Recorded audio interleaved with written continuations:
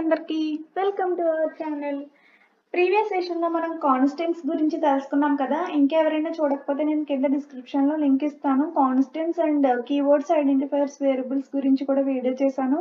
ఇవి రెండు ఇస్తాను, ఎవరికైనా ఇంట్రెస్ట్ ఉంటే వెళ్ళి చూసేయండి. ఈరోజు సి టోకెన్స్లో మనకి నెక్స్ట్ టాపిక్ వచ్చేసి డేటా టైప్ అండి. డేటా టైప్ అంటే ఏంటంటే సిలో మనం ప్రతి వేరియబుల్కి కూడా ఒక డేటా టైప్ అనేది అసోసియేట్ చేస్తాం అన్నమాట.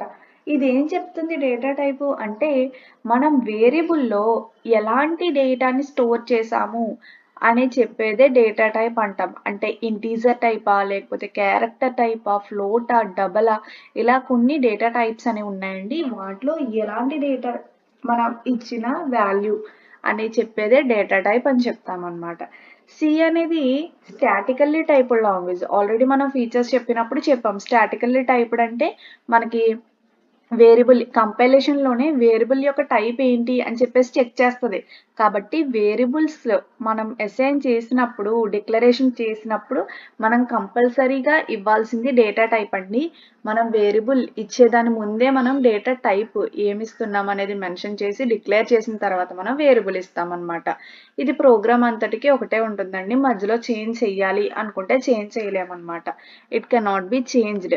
ఎగ్జాంపుల్ చూపిస్తాను చూడండి. ఇక్కడ చూసారు కదా, ఇంట్ అనేది మనకి డేటా టైప్ అవుతుంది. ఏ అనేది వేరియబుల్. ఏ అనే వేరియబుల్లో మనం 5 అనే వాల్యూని స్టోర్ చేసాం. ఈ డేటా టైప్ ఏంటండి? 5 అనేది ఇంటీజర్ టైపా, క్యారెక్టరా, ఫ్లోటా, డబలా అని చెప్పేదే డేటా టైప్ అని చెప్తామన్నమాట. నెక్స్ట్ ఇందులో మనకి డేటా టైప్స్ 4 డేటా టైప్స్ ఉన్నాయండి. బేసిక్ అన్నా, బిల్ట్ ఇన్ డేటా టైప్ అన్నా, ప్రిమిటివ్ డేటా టైప్ అయినా, ప్రీ డిఫైన్డ్ డేటా టైప్ అయినా సరే మనకి ఇవే వస్తాయి. ఇంట్, ఫ్లోట్, క్యార్ అండ్ డబల్. ఈ 4 కూడా మనం ప్రిమిటివ్ డేటా టైప్స్ కింద చెప్తాం. Next derived data types. ఇవేంటి అంటే అరేస్, పాయింటర్స్, ఫంక్షన్స్. వీటిని డిరైవ్డ్ డేటా టైప్స్ అంటాం. Next user defined data types.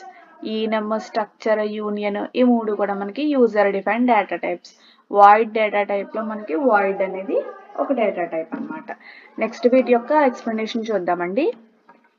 First primitive data types. Primitive data టైప్స్లో మనకి ఇంటీజర్ డేటా టైప్ ఫస్ట్ది. ఇంటీజర్ డేటా టైప్ ఏంటి అంటే స్టోర్స్ ఇన్ హోల్ వాల్యూ. అంటే హోల్ నెంబర్స్ని మనకి స్టోర్ చేసేదే ఇంటీజర్ డేటా టైప్ అని చెప్తాం. ఇందాక నేను ఎగ్జాంపుల్ చూపించాను కదా, అందులో మనం పాజిటివ్ ఇంటీజర్ తీసుకోవచ్చు, నెగిటివ్ ఇంటీజర్ తీసుకోవచ్చు, లేదు అనుకుంటే 0 తీసుకున్నా సరే మనం యూజ్ చేయాల్సిన డేటా టైప్ అనేది ఇంటీజర్ డేటా టైప్ కింద మనం డిఫైన్ చేస్తాం.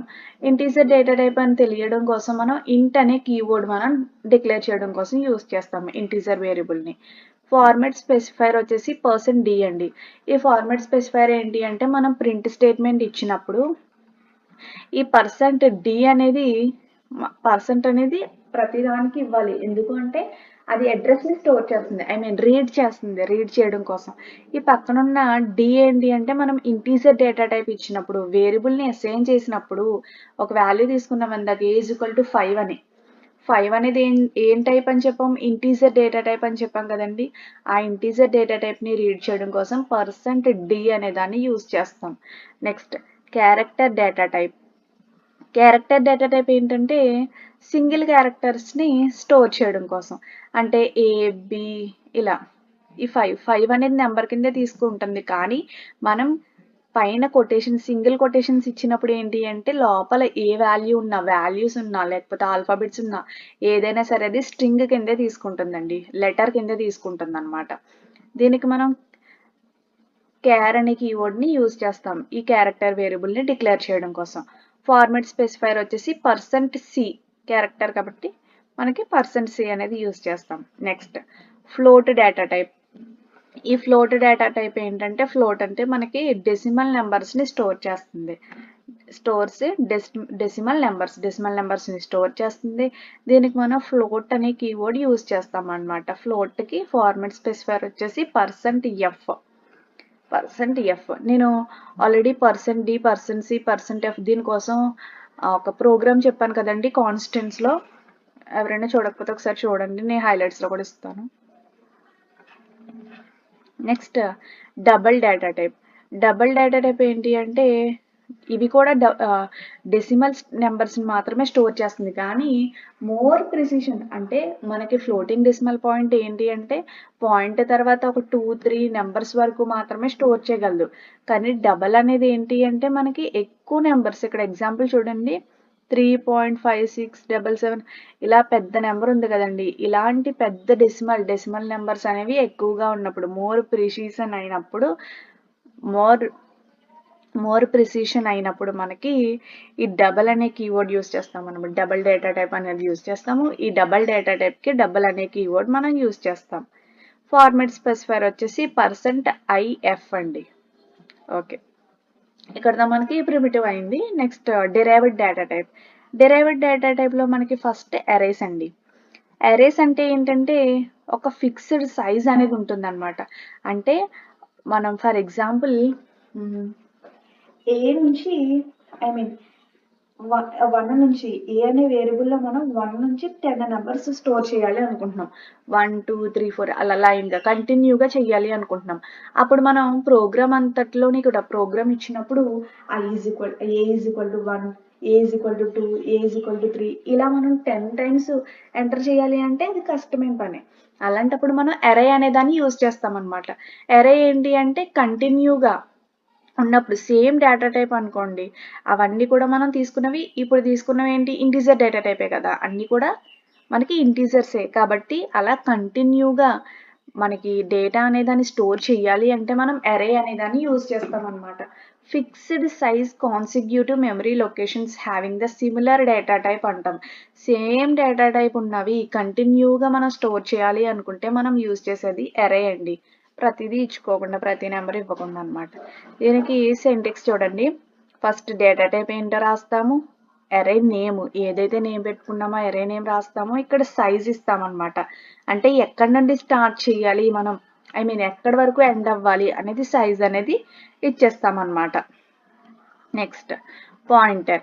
ఈ పాయింటర్ అనేది సి లాంగ్వేజ్లో ఏంటి అంటే మనకి డేటా టైప్ ఇస్తాం కదండి, ఇది పాయింటర్ డేటా టైప్ అని చెప్తాము. ఇది ఏంటి అంటే ఎక్కడ డేటా అనేది స్టోర్ అయింది. ఇప్పుడు మనం A=5 అని ఇచ్చామనుకోండి, సిస్టమ్ అనేది ఒక మెమరీ లొకేషన్లో అడ్రస్లో మనకు అది స్టోర్ చేయాలి. ఆ స్టోర్ చేయడాన్ని మనం పాయింటర్ అంటాం అనమాట. పాయింటర్ ఏం చేస్తుంది అంటే store memory addresses of the వేరియబుల్కి కానీ, ఫంక్షన్కి కానీ, ఇంకా ఏదైనా అదర్ పాయింటర్స్కి కానీ మెమరీ అడ్రసెస్ని స్టోర్ చేసేదే మనకి పాయింటర్ అని చెప్తాం. Stores the memory addresses of the variables or functions అని చెప్తాం అనమాట పాయింటర్. నెక్స్ట్ ఫంక్షన్ ఏంటి అంటే ఇందులో మనకి ఫంక్షన్ బాడీ ఉంటుంది, ఫంక్షన్ నేమ్ అనేవి ఉంటుందన్నమాట. ఇది మీకు ఫస్ట్ మెయిన్ ఫంక్షన్ ఉండే ఇది బిగిన్ అవుతుంది. ఫంక్షన్స్ టాపిక్ వచ్చినప్పుడు మీకు బాగా అర్థమవుతుందండి. ఇది ఏంటి అంటే మనకి కొన్ని ఆపరేషన్స్ అనేవి కంప్లీట్ చేసేసిన తర్వాత అది టెర్మినేట్ అయిపోతుంది అనమాట. అంటే హోల్ ప్రోగ్రామ్ మనం కోడ్ ఇచ్చినప్పుడు ఒక సర్టెన్ పార్ట్ వరకు మాత్రమే ఫంక్షన్స్ అనేవి యూజ్ చేసుకుంటాం.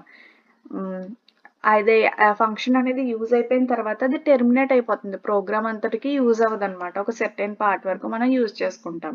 Next user defined data type. User defined data టైప్లో ముందు స్ట్రక్చర్స్ అంటే ఏంటంటే ఒక గ్రూప్ ఆఫ్ ఐటమ్స్ని డిఫరెంట్ టైప్లో ఉన్నా సరే, అంటే డిఫరెంట్ డేటా టైప్స్లో ఉన్నా సరే గ్రూప్ ఆఫ్ ఐటమ్స్ని సింగిల్ టైప్గా చేయగలిగేదే మనకి స్ట్రక్చర్ అని చెప్తాం. ఇది స్ట్రక్ అనే కీవర్డ్లో మనం డిఫైన్ చేస్తాము. స్ట్రక్చర్ యొక్క సైజ్ అనేది మనం ఎన్నైతే తీసుకుంటామో మెంబర్స్, అంటే ఎన్ని ఐటమ్స్ అయితే తీసుకుంటామో ఆ టోటల్ సైజ్కి ఈక్వల్గా అయినా ఉంటుంది, లేదు అంటే గ్రేటర్ దాన్ అయినా అయి ఉంటుంది అనమాట సైజ్ ఆఫ్ స్ట్రక్చర్ అనేది. నెక్స్ట్ స్ట్రక్చర్ గురించి కానీ, అరే గురించి కానీ, యూనియన్ గురించి కానీ మనం ఫర్దర్గా చూస్తామండి. అప్పుడు మీకు డీటెయిల్గా ఎక్స్ప్లెయిన్ చేస్తాను. ఇక్కడ ఓన్లీ డెఫినేషన్ మాత్రమే చెప్తున్నాను. నెక్స్ట్ యూనియన్ కూడా మనకి స్ట్రక్చర్ లానే. ఇదేంటి అంటే దీనికి డిఫరెన్స్ ఏంటి అంటే మనం ఏదైతే మెంబర్స్ తీసుకుంటామో, ఐటమ్స్ తీసుకుంటామో యూనియన్లో, అవన్నీ కూడా సేమ్ మెమరీ లొకేషన్లో స్టోర్ అవుతాయండి యూనియన్లో. కానీ మనకి రిజల్ట్ ఇచ్చినప్పుడు మాత్రం ఓన్లీ 1 మెంబర్‌కి సంబంధించిన డేటా మాత్రమే ఎట్ ఎ టైమ్ ఇవ్వగలదు.